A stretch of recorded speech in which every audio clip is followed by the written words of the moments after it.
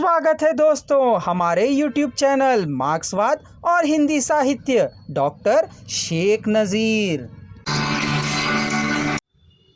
इस प्रकार उस समय अभिजात वर्ग ने दास दासियों को मनुष्य न समझकर पशु के समान उनका क्रय विक्रय करके अपने निहित स्वार्थों की रक्षा की थी। प्रतुल दिव्या को मधुर के हाथों इसलिए बेचना चाहता है कि गर्भवती दासी दिव्या के सौंदर्य का दिनों दिन घट जाने का डर था। अतः प्रतुल अपनी वाक् चातुर्य से उसका सौदा करता हुआ मधुर से कहता है, क्या तुम उसके अवयवों का लास्य, उसका चंपा कली या स्वर्ण नहीं देखते? गर्भिणी होने के कारण मलिन है तो क्या यह नहीं देखते कि एक के मूल्य में दो जीव पा रहे हो? और फिर यह मलिनता कितने काल तक रहेगी? माणिल का धूल रहने से क्या यह माणिक नहीं रहता?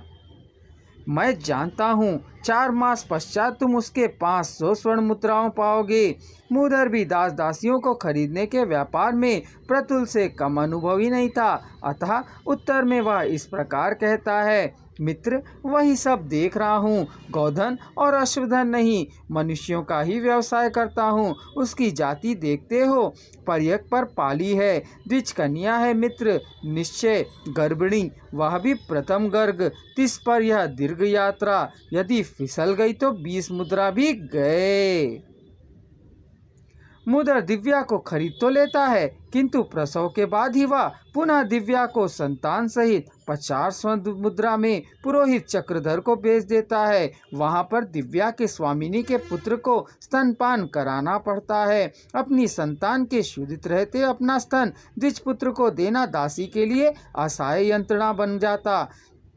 छाती में दूध होने पर भी स्वामी के संतान के मुख में स्तन देने से दूध उतर नहीं पाता। ऐसी अवस्था में दूध न पाने के कारण द्विजपुत्र हाथी का स्तन उसके दांतहीन जबड़े से तोड़कर छटपटाता उठता है।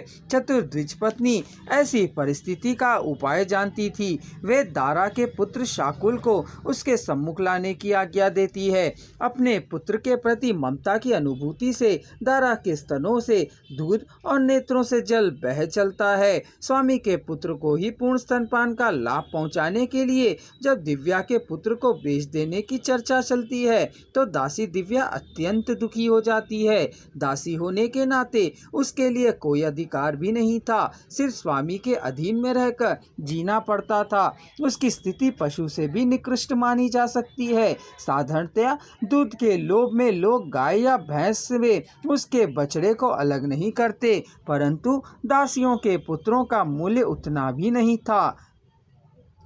गाय अपने बछड़े को स्तन देने के पश्चात ही स्वामी को दूध देती है, पर बेचारी दासी के शरीर पर संपूर्ण अधिकार खरीदने वाले स्वामी का ही होता है। गाय की दयनीय स्थिति से अपनी स्थिति की तुलना करते हुए दिव्या सोचती है, केवल उसके गले में रस्सी ना थी, रस्सी ना होने पर भी वह गाय की ही भांति विवश थी।